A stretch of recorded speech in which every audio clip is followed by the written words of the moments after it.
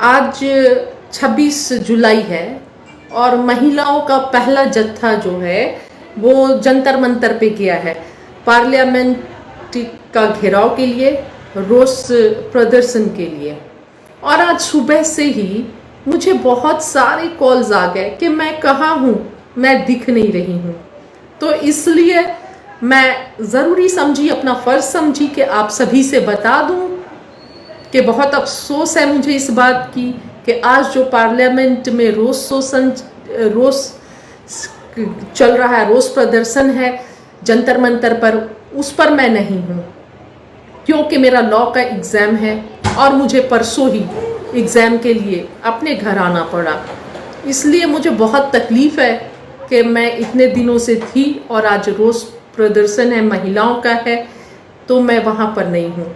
और जो भी मुझे नहीं देख रहे हैं तो बहुत लोगों का सुबह से लगातार मुझे कॉल आ रहा है कि आप कहाँ हैं, आप दिख नहीं रहे हैं।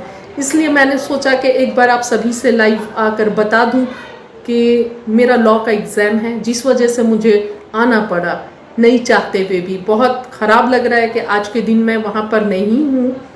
पहले दिन तो थी 22 तारीख को, लेकिन आज नहीं हूँ, जबकि आज महिलाओं का ही जत्था गया है जंतर मंतर पर रोष प्रदर्शन करने।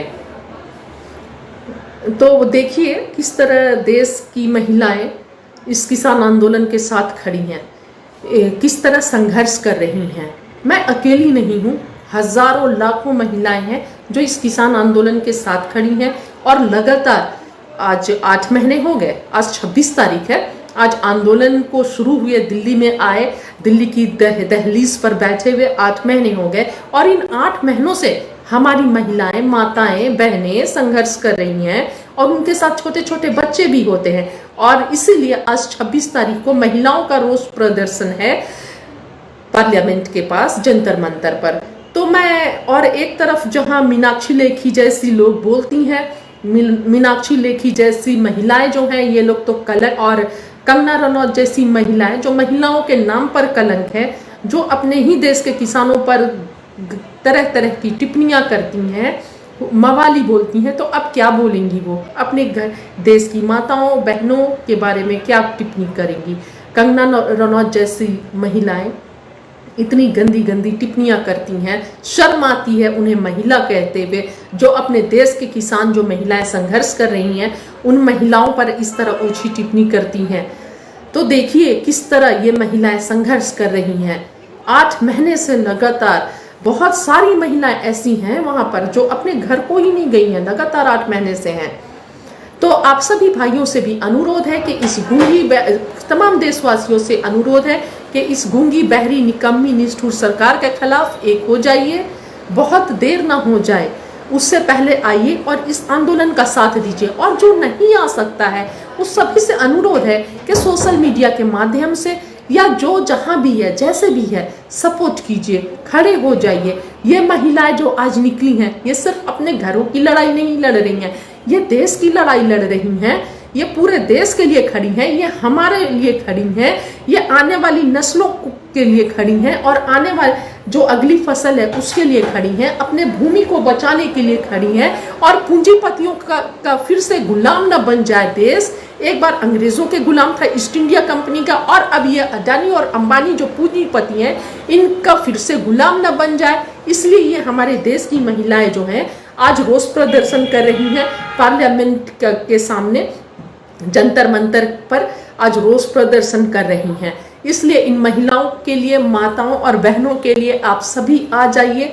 आप सभी देशवासियों से अनुरोध है कि जो भी माताओं और बहनों का इज्जत करता है, अपने देश की माताओं और बहनों का, आइए और किसान आंदोलन का साथ दीजिए। इन माताओं के साथ खड़े होइए। कम से कम अगर आप नहीं आ सकते हैं इस आंदोलन में तो सोशल मीडिया के थ्रू सपोर्ट कीजिए। देखिए ये इतिहास लिखा जा रहा है, स्वर्ण अक्षरों में इतिहास में ये दर्ज हो रहा है। एक एक घटनाएं, 22 तारीख को जो पहला पार्लियामेंट के सामने घिराव था, जंतर मंतर पर हमने घिराव किया, कितने मुश्किलों का हमें सामना करना पड़ा, किस तरह वहां पर पुलिस ने चेक किया, बहुत तरह से परेशान किया गया। और इतनी धूप में, इतनी गर्मी में, शदीद गर्मी में और धूप में हम लगातार बैठे रहे 4-5 बजे शाम तक। तो ये सारा इतिहास लिखा जा रहा है, इतिहास के पन्नों में दर्ज हो रहा है सुनहरे अक्षरों में।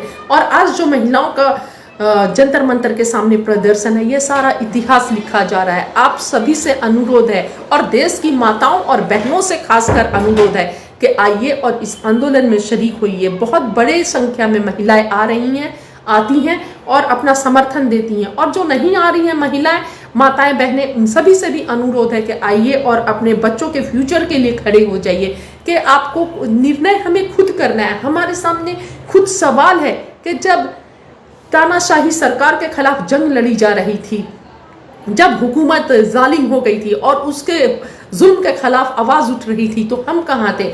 हमारे आने वाली नस्लें पूछेंगी तो क्या जवाब दीजिएगा? तो मैं खासकर देश की अपनी तमाम माताओं और बहनों से अनुरोध करूंगी कि इस आंदोलन के खिलाफ मत जाइए, इस आंदोलन के साथ आइए, आंदोलन के साथ चलिए, आंदोलन का समर्थन दीजिए, क्योंकि आप अपने बच्चों को कैसा भविष्य देना चाहते हैं। सरकार तो पकौड़ा रोजगार बोलती है, पकौड़ा रोजगार देना चाहती है हमें। तो आप सोचिए, एक महिला माता कितने परिश्रम करती हैं, कितने संघर्ष से अपने घर को चलाती हैं, अपने बच्चों को पढ़ाती हैं, परिवार के लिए क्या नहीं करती हैं। और आपको अच्छा लगेगा कि आपका लाल, आपका बच्चा, हमारा बच्चा कल को पकौड़ा रोजगार करे का सुझाव दिया जाए? देश तो दिन रात बिकते जा रही है, सारी जो सरकारी संपत्तियां हैं बिकते जा रही हैं और हमें गुलामी के तरफ हम बढ़ते जा रहे हैं। देश अडानी और अंबानी के गुलामी के तरफ बढ़ते जा रहे हैं। आने वाले समय में हमें उनका गुलाम बना दिया जाएगा। तो आप सभी क्या चाहते हैं? अपने बच्चों को एक आज़ाद भारत का माहौल देना चाहते हैं, जिसे हमारे पुरखों ने अंग्रेजों से लड़कर आज़ादी हासिल की थी, या फिर गुलामी की जंजीरों में बांधना चाहते हैं, गुलाम बनाना चाहते हैं? निर्णय तो हमें खुद ही करना है कि अपने बच्चों को देना क्या चाहते हैं। अब देखिए, पकौड़ा रोजगार का सुझाव दिया जा रहा था, आज नौकरी नहीं है। कहाँ सत्ता में आए थे 2 करोड़ नौकरी हर साल देने का वादा करके, और 3 दशकों में बेरोजगारी सबसे चरम पर है। युवाओं का फ्यूचर जो है एकदम अंधकार में है। तो आने वाला समय कैसा होगा ये सोचिए। अब तो पेट्रोल डीजल भी इतने महंगे हो गए हैं और खाने वाला तेल भी इतना महंगा हो गया है, रसोई गैस 1000 के करीब पहुंच गई है कि पकौड़ा रोजगार भी मुश्किल है। तो सोचिए हमारा जनरेशन को क्या मिलेगा, आगे उनका फ्यूचर क्या होगा। तो सोचना हम ही माताओं और बहनों, आप पर भी है। जितना पुरुषों पर देश की जिम्मेदारी है उतना ही हम पर भी है, हम सभी पर भी है। तो आइए और इस इनकलाब में साथ दीजिए, किसानों के साथ खड़े हो जाइए, अपने लाल के लिए, अपने बच्चों के भविष्य के लिए, उनके भविष्य को अंधकार में डूबने से बचाने के लिए और गुलामी की जंजीरों से बचाने के लिए।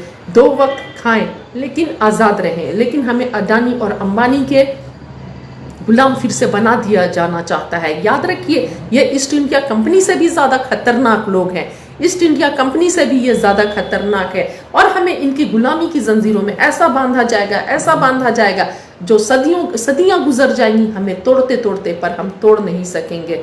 इसलिए आइए और अपनी माताओं और बहनों के साथ खड़े हो जाइए। आज जो खड़ी है जंतर मंतर पर, जो पार्लियामेंट लग रहा है किसानों का, और 3 काले कानून के खिलाफ वहाँ पर बातें चल रही हैं किसानों के पार्लियामेंट में। आइए अपने देश के किसानों के साथ खड़े होइए, माताओं बहनों के साथ खड़े होइए, क्योंकि किसान जीतेगा तभी देश जीतेगा। किसान की जीत में ही हम सबकी जीत है। अगर किसान हारता है तो हम सभी हारेंगे। लेकिन हमारे किसानों का मनोबल जो है बहुत ऊपर है, बहुत ऊंचा है। सरकार के द्वारा और आरएसएस के गुंडों के द्वारा जितना दबाया जाएगा, जितना कुचला जाएगा, उतना ही उनका मनोबल ऊंचा होते जा रहा है और उतना दृढ़ निश्चय करके वो आए हैं और उतना ही मजबूती के साथ खड़े रहेंगे, खड़े हैं और खड़े रहेंगे। और हम सब एक साथ रहे, एक प्लेटफॉर्म पर रहें, सभी एक का साथ समर्थन रहा तो इंशाअल्लाह ताला हम ज़रूर से ये काला कानून को वापस करवाएंगे और किसान 3 काला कानून वापस करवा कर ही हम जाएंगे, अंतिम सांस तक लड़ेंगे और 3 काला कानून को वापस करवा कर ही जाएंगे। आप सभी का बहुत बहुत धन्यवाद। जय हिंद, जय भारत। और आप सभी से एक बात और अनुरोध है कि ये जो ग्रुप्स में लाइव है, इसे ग्रुप्स में आगे शेयर कर दीजिए। बहुत बहुत धन्यवाद। जय हिंद, जय भारत। नेशनल दस्तक की आपसे गुजारिश है कि अगर इसको बचाना चाहते हैं तो नेशनल दस्तक को सब्सक्राइब करने के लिए रेड कलर के सब्सक्राइब बटन को दबाएं, फिर बेल आइकन की घंटी दबाएं। नेशनल दस्तक को बचाने के लिए बहुत जरूरी है कि हर खबर को शेयर करें, लाइक करें, कमेंट जरूर करें।